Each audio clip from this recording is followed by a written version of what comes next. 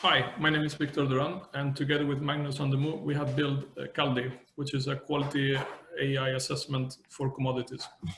So a little bit of the background is that coffee is the second world most traded commodity at $200 billion per year.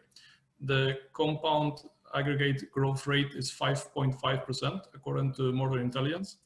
And there is a huge gap on the market where wherever the coffee is produced, it takes usually 1 month until this information reaches the market. We also have found a problem that the green coffee industry lacks of structure, independent and fast aggregate information about volumes and qualities, which creates a problem for importers and coffee traders. This is a little bit of, we have studied very detailed the coffee value chain, all the way from farmers to the coffee shops. And basically the important thing of this slide is the following. The data is produced at the farmers and cooperatives, but it's only made available once the coffee reaches the local exporters. And that is, as I said, at least 1 month after you get the coffee. And the importers and traders face a huge problem to plan their coffee buyout and the price due to this lack of information. So the cooperatives basically have a problem on the yield assessment. It's very subjective and the coffee has different qualities. The farmers usually don't get fully paid and there's a lack of trust, plus the entire thing is very analog. The importers, they need to do like phone calls and messages to try to get the data. Most of the time they actually don't get the data. So our solution is a mixture of hardware and software. So we have created the first objective hardware that can assess commodity quality. And we have created a cloud solution where we publish the data in real time and can facilitate the data to coffee importers and traders and as well roasters. So this is just a very simple picture of the product where you can see like the coffee beans enter, then our AI evaluates them and finds defects and produce a report about this. The cost is very cheap. It's around 350 euros in mass production. We have validated this with a very big coffee company called Lefber. So this is basically our partner at the moment. The team is me, Victor Duran, with Magnus Andemo as a CTO. Nicholas Lefber is an advisor. Pim Polisi as a Vulcan coffee advisor as well. And then for the hardware, we have Dan McCormick from Antler.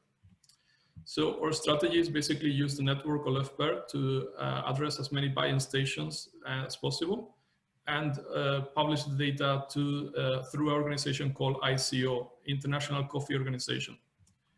The core potential is basically we will start by developing prototypes and sending to Brazil and Honduras. We will continue until we reach the 71% of the Arabica trading, and that's only with 4 countries, Brazil, Honduras, Colombia, and Ethiopia. Any questions? Yeah, I have a question. So who's paying for this equipment? Who's the payer? The idea is not to, there will be a small, very, very small price for the farmers, something symbolic for each country. So it's not completely free, but we plan to use what is called the GAC, Growth Annual Funds from the United Nations to finance the hardware buyout. So as I said, the farmers will pay a symbolic amount, whatever is in each country, because they're usually very poor. So the device is not fully free, but it's going to be usually mostly in buying stations and cooperatives, which have more access to credits and money than farmers. This is Irfan. I'm just looking at your, forecast, if you like. How are you're saying you are going to reach 71% of Arabica producing countries in 2 years' time? How are you so basically we have done a statistical analysis of where do we need to put, how many buying stations we need to reach that level, and it's less than 1,000 buying stations. I forgot the exact number, but basically by locating the machine in key places, we can control 70% of the Arabica trading. And by producing that, we are going to sell subscriptions to coffee roasters, importers, traders, where they can get the reports or the coffee quality. So you will own the machine yourself and you sell that as a service, or? We are discussing different models. We consider leasing for some time, but we think that it's better to sell the hardware to the cooperatives and buying stations, as they have experience handling this kind of hardware.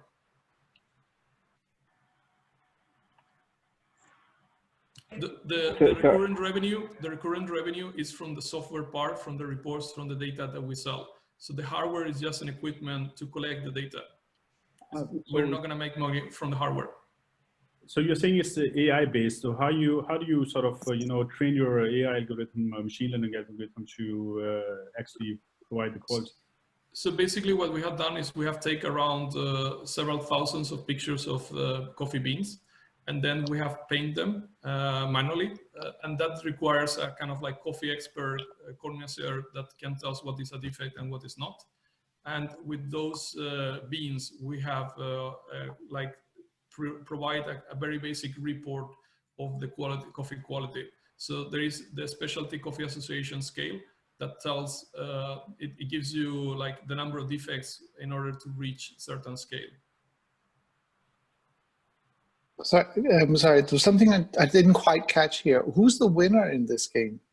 Because it sounds as if it's an empowerment scheme that you have going. I understand the whole of the logistics and so on, but when you're handing it off to the corporates to then help the farmers, I might be sort of biased on that.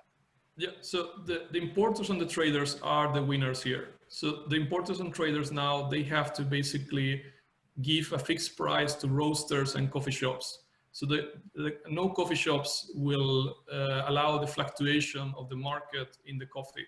So when they said, I want to buy coffee at $50 per kilo, for example, although it's crazy price, they need to kind of plan for it. And what happens is that it's the importers and the traders that they have to take the price fluctuations in order to make profits.